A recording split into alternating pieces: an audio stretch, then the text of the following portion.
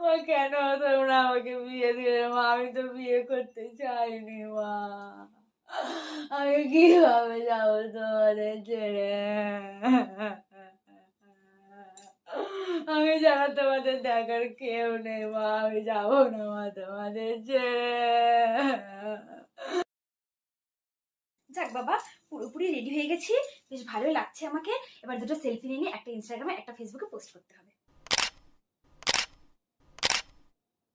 এই দেখো মা, তোমার আবার কি হলো? এবার এত কান্না করছো কেন মা? তুমি আমাকে দেখো, আমি কান্না করছি? আর আমি কোথায় যাচ্ছি যে এত কান্না করতে হবে?